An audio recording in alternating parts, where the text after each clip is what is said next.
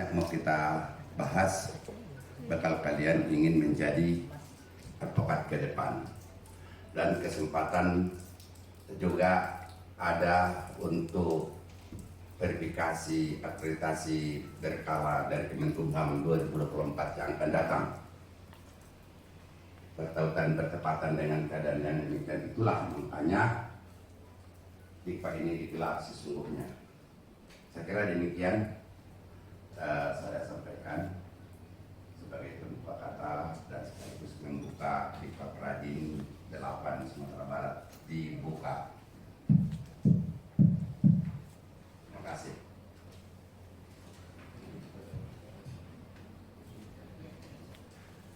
Terima kasih kepada Bapak Ketua Umum yang telah membuka secara resmi pendidikan DIPA 8 tahun 2023 ini.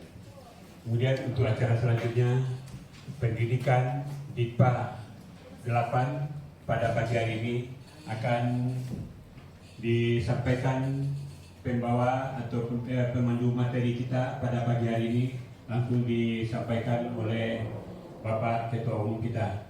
Kepada Bapak Ketua Umum, waktu dan tempat kami persilakan. Terima kasih. Absensinya mana? Minta absensi dulu. Sudah ada absensi tadi belum? Belum ada. Belum. Ya kalau gitu mulai dari, kalau bisa yang sebelah sana supaya terlihat wajahnya ganteng, bisa nggak dirapatin begini? Saya biar satu ruangan ini aja. Nah, rapatin. Enggak, ini aja, sebelahnya di sini. Kursinya aja. Enggak, ini mejanya aja, nggak bisa. Nah, kalau gitu kursinya aja tarik berdua. Kan satu meja bisa berdua. Jadi dari satu meja berdua. Ya. Posnya gimana? Pos.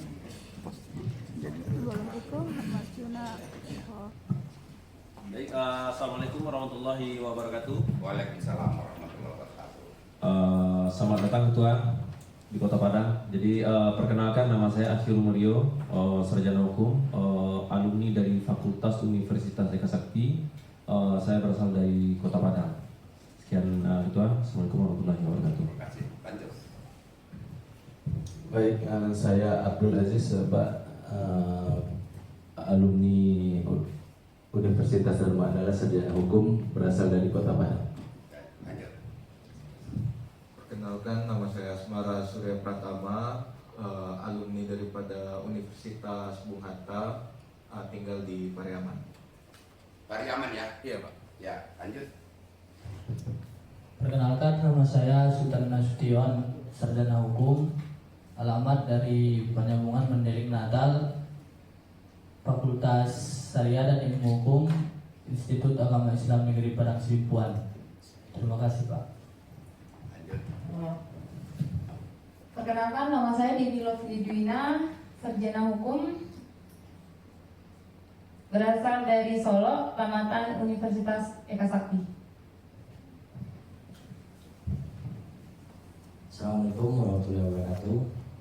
Perkenalkan, nama saya Stevi Minora.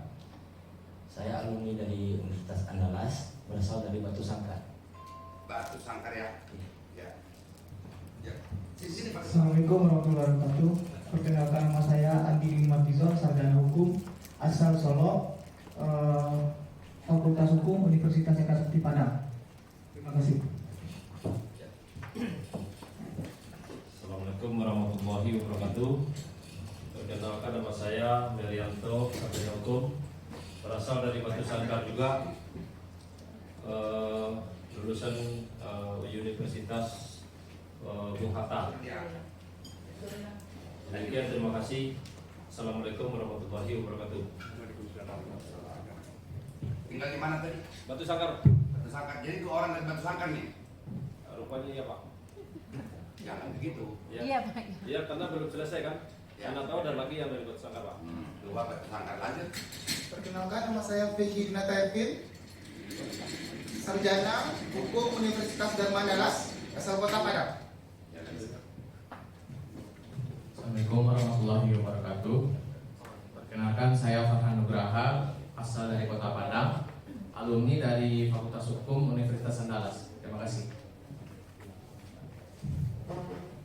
Nama saya Hanafi Rizky Nasution, asal Penyambungan Mandiri Natal, Fakultas Syariah dan Ilmu Hukum, Kampus IAIN Parang Sidimpuan. Kenalkan Pak, nama Fitra Novelika Kumala, sarjana hukum, alumni dari Fakultas Hukum Universitas Andalas, alamat di Kabupaten 50 Kota, Kota Payakumbuh Pak. 50 kota? Iya. 50 kota atau Kabupaten Payakumbuh? Kabupaten 50 Kota, tinggalnya yang di Payakumbuh Pak. Bukan, itu kan sekarang 50 kota sudah ada pemerintah kotanya.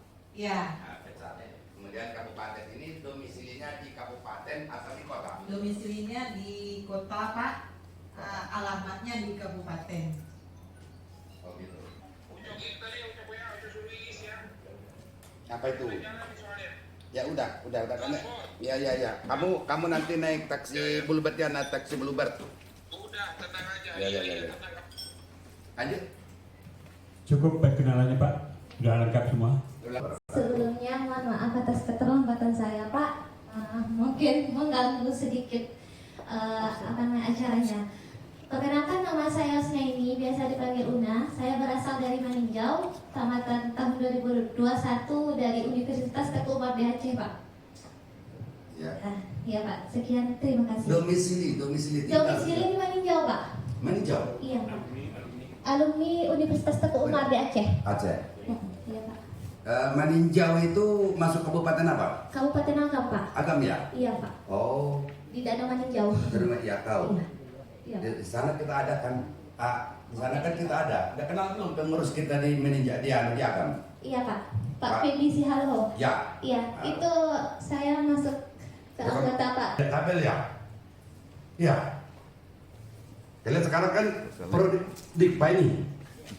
Tapi ini sekaligus dengan MAD. Hebat enggak? Aplaus. Sekaligus MAD. Master Advokat.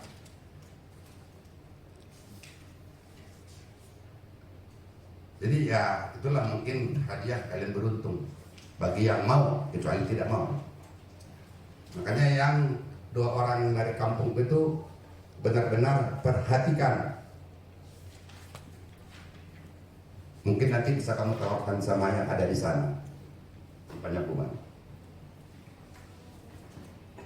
Itu yang perlu saya tekankan, saya harapkan bisa bermanfaat guna. Karena Prodi MAD kita mulai untuk Jakarta tanggal 16 September, Sabtu depan.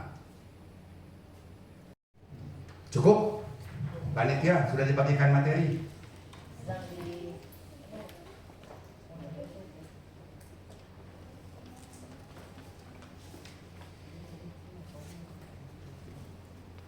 Buku Debi, buku mana Debi?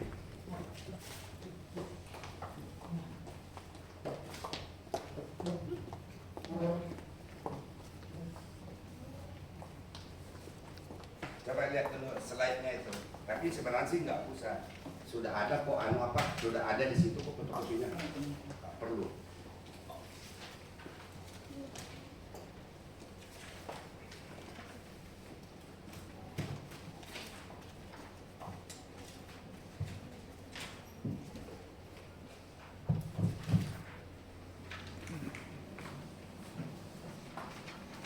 Tapi ini wajib bagi kalian. Bukan hanya kalian yang sudah pekat para sekarang ini pun kalau belum memiliki buku itu sama dengan bohong kalau dia ikut prodi MAD. Nah, jadi Pradin menyiapkan ada 15 judul buku, bertepatan yang ada di sini baru ada 9. Nah, ini contoh-contoh bukunya. Ini kalian cari di toko buku pun tidak ada.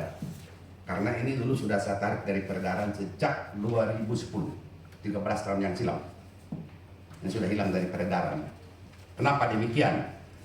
Semua buku-buku ini saya tarik untuk spesialis bagi anggota Pradin. Nah, ini ada semuanya, dan ini yang dicari dan diburu oleh advokat-advokat lain non Pradin. Kalau kita untuk belajar 2 hari ini menjadi advokat, bohong itu. Dapat apa kalian? Tahu apa kalian? Tapi akan tetapi tidak hanya cukup 2 hari ini. Kalian harus setiap kali memiliki buku ini. Ini buku pedoman, makanya wajib. Wajib kalian milikin sebanyak buku ini. Bahkan 15. Kalau kalian ingin mau jadi ikut prodi MAD, 15 ini harus ada. Kalau nggak ada, bagaimana mau kalian ikut prodi MAD? Apakah prodi MAD itu nanti kita bahas lebih lanjut. Tapi ini saya anjurkan, bukan dianjurkan, saya wajibkan bagi kalian memiliki buku ini. Wajib. Apalagi ada sebentar lagi perubahan 2 tahun yang akan datang dari sekarang. KUHP yang baru bisa berlaku efektif, definitif pelaksanaannya. Jadi kajian-kajian itu sangat-sangat luar biasa perkembangan hukum yang kalian harus ikutin. Nah,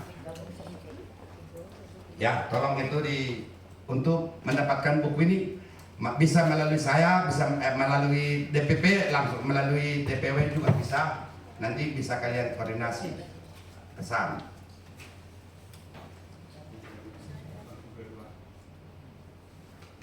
Jadi kalau anggota Peradin itu praktek nggak punya buku, itu sama dengan bohong.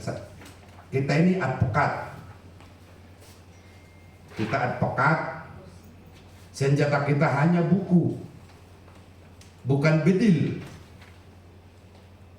Jadi kalau kalian jadi advokat mau praktek nanti tanpa buku, ya berarti kalian punya senjata. Bersama dengan bohong. Nanti ditembak orang di lapangan, kalian jadi ngamuk. Jangan. Itulah kelebihan ataupun perbedaan advokat organisasi Peradin dengan yang lain di luar sana. Jadi buku ini wajib bagi kalian sebagai pedoman melaksanakan menjalankan praktek-praktek hukum ke depan. Sampai di situ ada pertanyaan? Kalau ada yang kalian kurang jelas bahasa saya, mungkin bahasa saya berbahasa. Kalau kalian tidak menyapa saya, kalian sudah paham. Ya silakan. Assalamualaikum warahmatullahi wabarakatuh. Waalaikumsalam. Yang saya mau tanyakan adalah kita kan wajib mempunyai 15 buku pedoman. Ya. Berapa harganya Pak?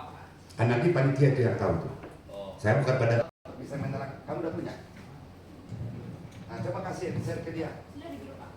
Di grup. Belum masuk ya? Nah, coba. Nah itu dia. Nah. Sudah dapat. Ini udah dapat semua. Udah ya.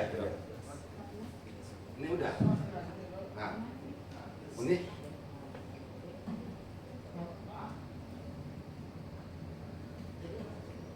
Nah, jadi advokat itu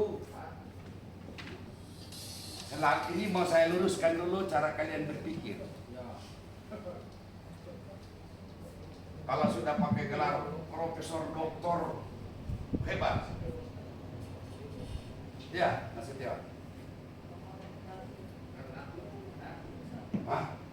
Sudah guru besar ya? Nah itu. Kenapa nggak saya pakai gelar saya? Kalau di kampus saya harus dipanggil, memang saya marah kalau nggak dipanggil. Tapi kalau di sini, ini kan bukan kampus. Kalian di sini kan bukan murid. Kalian kan di sini bukan mahasiswa. Nanti begitu kalian dilantik jadi advokat, kalian sudah sama dengan saya. Nah, maksudnya ini yang kalian kosong semuanya. Kita semua ini kosong. Yang sebelah kanan lihat. Coba lihat sebelah kanan. Tolong baca. Belum masuk juga. Coba baca sebelah kanan. Kerangka bahasan penalaran. Nah, pernah dapat kamu nggak itu? Kamu tahu nggak itu? Mungkin sudah ada yang S2 di sini. Magister, sudah ada belum? Masih S1 semua. Ini yang perlu itu. Kalau yang sebelah kiri, silakan baca. Kerangka berpikir. Jadi mulai kali sekarang S1 sampai S3 itu yang dipakai apa? Acuannya apa? Hah? Apa? Itu loh kerangka acuan apa di situ? Berpikir kan? Kalau nalar itu yang nggak dapat semua ini. Kalian nggak dapat itu. Itu temuan ilmu oleh Pradin, oleh Mr. Rambe. 3 di bangku kuliah. Nanti S2 memang, S2 itu memang seperti S1 kan enggak? S2 itu 45 menit itu macam pakai apa? Padahal katakanlah saya sekarang dosen magister ilmu hukum, teori ilmu hukum. Saya datangkan cuma saja ada bahas sekali tetap muka, saya ambil judul-judulnya, selesai. Nah, pendalaman yang diberikan sang dosen, kita disuruh untuk apa Pak? Berpikir. Nah, kalau kita berpikir yang dipakai apa? Sang dosen saya, Debbie, literaturnya nanti mata kuliah saya itu aja. Selesai macam-macam bikin makalah. Sang dosen saya menilai tidak bakal aku baca tulisanmu, tapi aku lihat berapa buku referensi dalam makalahnya. Soal pikirmu, kamu goblok, mau bodoh, mau pintar, nggak ada urusan. Tapi kelengkapan lihat. Kalau saya dosen S2 pasti saya lihat itu. Kalau kurang dari 10 literaturnya makalah saya anggap ini perbaiki. Tapi kurang nih membaca. Jelas ya. Kerangka acuan kalau dia akademisi S1, S2, S3 yang populer sekarang ini, pembohongan masyarakat. S1, S2, S3 itu yang dipakai acuannya berpikir. Nih otak ini.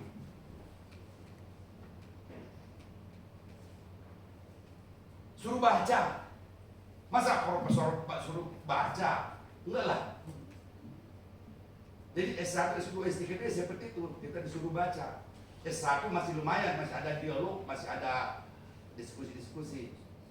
Kalau S2 tidak, makalah. Presentasi pun enggak. Bagaimana mau presentasi orang mahasiswanya 40?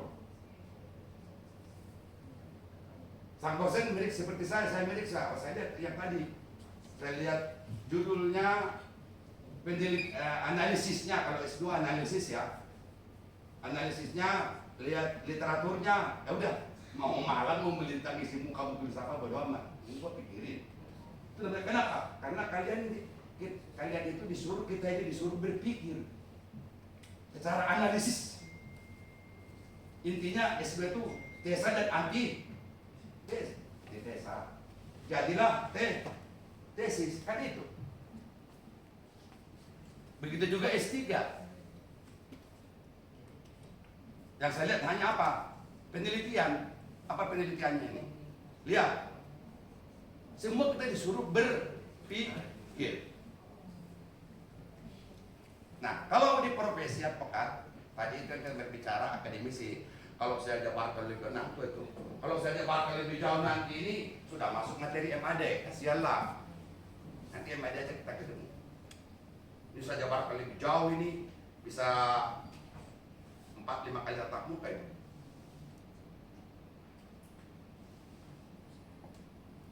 Jelas ya? Jadi kalian saya ajak sekarang berpikir karena sudah S1. Jadi bukan sahabat kalian bodoh, bukan. Kalian pintar sudah. Ya punya negara, punya ijazah, ahli, skill. Nah, kita masuk sebelah kanan. Nah, yang sebelah kanan ini Yang dipakai apa? Karang apa? Nah, nalar. Nalar itu di mana? Apa itu nalar? Ini ilmu baru ini.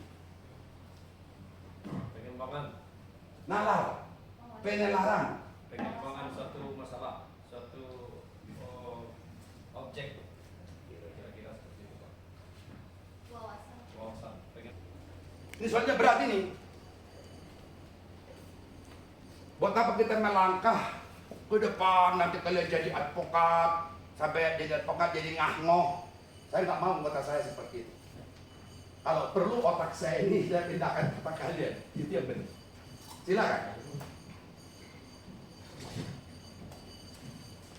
Ada pertanyaan? Atau saya ulangi kembali sekali lagi? Sudah paham? Hah? Sudah paham. Paham belum tentu, bisa memaknai. Memaknai sudah pasti paham. Nah, pertanyaannya sudah bisa memaknainya belum? Ini yang ada di hatimu. Oh, saya kau lihat ke depan lah, tapi baca kau lihat lah. Sudah bisa kau maknai belum itu? Bagian itu, skema itu, diagram itu, apapun sebutannya itulah. Terlalu banyak istilah orang Indonesia. Skema lah, diagram lah. Ada? Bisa? Sudah kalian bisa memaknainya itu? Skema ini? Ada pertanyaan. Ya, silakan. Kaitannya sepertinya dengan yang Pak Rambai tadi terangkan. Saya sedikit memahami jika kita analogikan gitu kan, seperti kejadian di kedokteran. Ya. Kan pernah diprotes seorang spesialis tidak dianggap sebagai S2. Iya. Padahal mereka secara akademisi malah melampaui S2 sebetulnya. Iya, ini juga melampaui yang saya katakan S3. Jadi bisa dikatakan karena profesionalnya mereka sebagai spesialis gitu, bukan lagi ambil spesialis misalnya ya kan. Iya. Pada akhirnya akan dikti mengakui jika cukup dengan lengkapi dengan tulisan spesialis mereka itu setara dengan akhirnya setara dengan S2 di akademisi. Gitu. Iya. Barangkali kalau dianalogikan itu lebih mirip seperti itu tentang advokat yang Bapak magister advokat Bapak terangkan. Gitu. Bukan magister, master. Master ya, master. Kalau kau buka di Amerika, master itu S3. Coba aja buka di Amerika. Apa? Master itu apa? Setara S3. Udah. Saya pinjam, saya bikin pertanyaannya. Iya. Ya kan kalian nggak tahu semua ini. Saya tahu arah pertanyaannya, tapi pengajuan pertanyaannya tidak tepat. Mungkin yang dalam ruangan ini pun hal yang sama. Yang ada di otak kalian ini kan yang namanya pendidikan itu cuma satu akademisi kan? Kuliah kan? Betul? Betul nggak? Hanya fakultas hukum. Ada sampai tingkat doktoral. Terus, kok apa dasar hukumnya? Bisa-bisanya Pradin membuat master advokat di tingkat MAD. Namanya siapa? Akhiro Nurio SH SS SHFAD. Berat loh itu MAD. Kita mulai sekarang. Bahwa di dalam surat kuasa itu kalian mengatakan salah. Di mana salahnya? Ada yang tahu? Silakan. Di mana salahnya? Teknik membuat surat kuasa. Coba.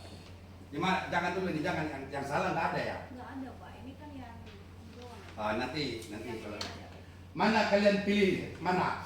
Langsung yang benar atau yang salah? Kita bahas. Yang salah dulu. Yang salah dulu. Ya. Bagus. Biar kita tahu yang benar. Baru diajarin beberapa menit udah langsung aja nalarnya jalan. Itu yang kutunggu, yang kuharapkan. Jadi kalau nanti mulutnya nggak buka berarti nalar belum jalan. Itu kuncinya. Nah, di dalam ilmu komparisi kenotariatan tentang kuasa, pertanyaannya adalah kuasa itu diatur, pengaturannya di mana? Ada yang tahu? Aduh, ini dilakukan kesarjananya kalau begini. Gimana? Ya. Gimana jatuh? Dasar hukumnya? Dasar hukum kuasa. Dan juga sarapan kepada kalian, mulai hari ini jangan sekali-kali mulut menyebut kuasa hukum. Salah itu kata-kata itu. Itu bahasa prokem, itu bahasa wartawan itu. Tidak benar itu bahasa itu. Kuasa ya hukum. Kenapa mesti tidak pakai kuasa hukum? Kuasa aja udah selesai, jangan pakai hukum lagi. Karena kuasa itu sudah hukum. Antara kau dengan saya, kau berikan kuasa, kita sudah terjadi terbentuk hukum. Kenapa lagi kuasa hukum? Dalam ilmu komparisi. Dasar hukumnya nanti di BW, nggak ada yang punya BW ya? Burgelis Wetbo, nggak punya? Belum punya. Aduh. Punya ada bawa. Ada berapa buku di rumahmu? Ada berapa buku di rumahmu itu yang saya tanya? Banyak, banyak. Berapa banyaknya? Ratusan. Ratusan. Apa judulnya yang kamu ingat? Coba sebutin 3 aja. Metodologi penelitian. Ya.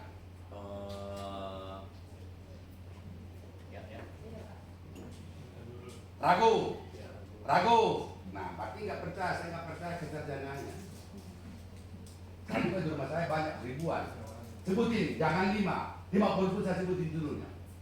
Kenapa? Karena saya melakukan baca buku itu untuk dalam referensi tulisan-tulisan yang saya buat, baik dalam bentuk seminar di kampus dan sebagainya. Kembali kepada yang tadi kajian.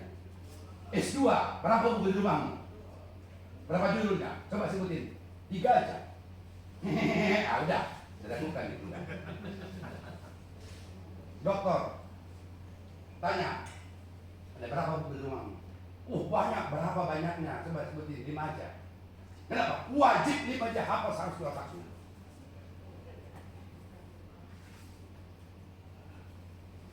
gampang jawabannya kan? Apakah telepon rame gak pakai gelar? Iya. Berapa buku di rumahmu? Ribuan. Sebutin 10, 50 buku sebutin. Orang nulis buku yang saya kok. Masa saya lupa. Tuh buku saya semua. Mana tadi tunung? Gampang kan udah menjebak orang itu? Oh, saya ini dokter loh. Malah bagus. Berapa buku di rumah? Berapa buku di rumah?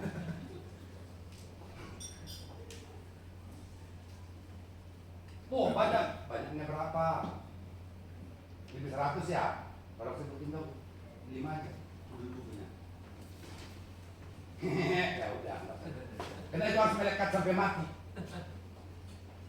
Nah, kembali kepada materi pokok bahasan kita sekarang tentang kuasa. Itu diatur dalam Burgelis Wetbook tentang kuasa. Dibuatnya surat kuasa, sebab-sebabnya kuasa, perintah dalam kuasa. Ya kan? Ada ondrainingnya dalam kuasa, kuasa bentuknya apa, bentuk-bentuk kuasanya macam-macam, dan bagaimana pilatelinya. Tahu pilateli? Nah, ini bagaimana tidak pekat kalian? Pilateli itu adalah pemeteraian. Meterai. Nah, Jadi dikasih meterai. lah iya dong. Kan dokumen negara, bukan dokumen pemerintah. Inilah yang sulit menjabarkan tidak ada seperti saya ini kepada pekat yang di luar sana. Nah, ada seperti saya menjelaskan seperti kalian dapatkan begini. Kuasa itu dasar hukumnya apa? Lihat di web Burgelis Wetbook. Nanti di situ ada tentang kuasa. Bentuk-bentuk kuasa, ada. Jadi semua itu ini diatur dalam bentuk komparisi namanya, ilmu kenotariatan. Bukan sembarangan Bapak kita ini bikin senangnya kau. Saya mau taruhan di Sumatera Barat ini, kecuali Kota Pradi. Kalau dia bisa interpretasi berdasar kasar 100 juta, silakan hubungi Bapak mana. Kecuali dong, jangan nanti sudah ambo bisa, kamu ada banyak juga. Jangan, karena ada yang bisa otak ini udah separuh otaknya dulu. Di otaknya sudah ada. Sama yang kita lihat. Udah dia cari bikin surat puasa. Oh saya bisa, jangan. Kalau saya batasi. Jelas ya? Diatur. Nah, selain daripada diatur Burgerrechtswetboek tentang kuasa, juga diatur di dalam Perma dan Sema. Perma peraturan Mahkamah Agung dan surat edaran Mahkamah Agung. Inilah namanya teori, itu baru teori loh. Antara teori dan praktek ini amburadul tadi nih. Gak ngerti. Asal buat saja si unek-uneknya. Contoh, ada di sini pemberi kuasa, baca. Mana? Apa ini? Apa iya begini? Ini bentuk kuasa. Goblok itu. Mana ada pemberi kuasa?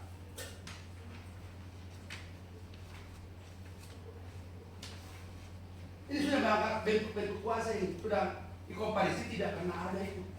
Berarti kalau buat surat kuasa tidak ada pemberi kuasa. Nanti itu salah pokoknya dulu. Catat aja di otak ini. Nanti kita tunjukin yang benar. Ini kan kamu minta tadi yang salah dulu. Kadang-kadang otak kita perlu cepat. Nah ini kan.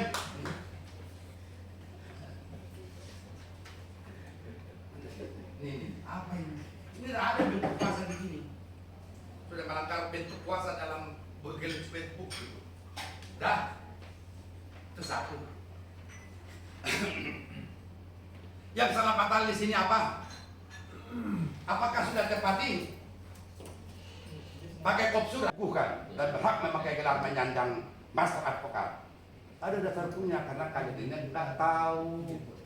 Bukan hanya kalian, banyak dunia akademisi nggak tahu, dunia profesi nggak tahu, seperti otaknya ini yang beradul. Betul. Undang-Undang Dikti nomor 12 tahun 2012 ikut saya membidaninya dan saya dibayar negara. Studi banding ke Eropa, ke Asia Pasifik. Memang makan negara itu enak. Tapi yang kita jualkan bukan korupsi, yang kita jualkan otak. Karena saya termasuk orang cerdas, orang pintar. Negara percaya kepada saya. Itulah produk Undang-Undang nomor 12 tahun 2012. Di situ diakui 3 rumpun pendidikan. Rumpun pertama, rumpun jenis pendidikan, jenis rumpun pendidikan akademisi, itu tadi no. 2, jenis rumpun pendidikan vokasi. Jadi sekarang ini tidak di kampus semuanya lagi pendidikan yang diborong oleh semuanya, pokoknya disitulah, semuanya disitulah kali. Dan kita juga merasakan, nanti kalian pun akan merasakan, tanya di pedaluk-pedaluk kita ini. Yang namanya teori itu cuma 10% yang dipakai praktek ini. Kamu selesai sarjana hukum, kamu nanti sidang, ya semua yang saya pelajari itu gak dipakai ya. Memang gak dipakai.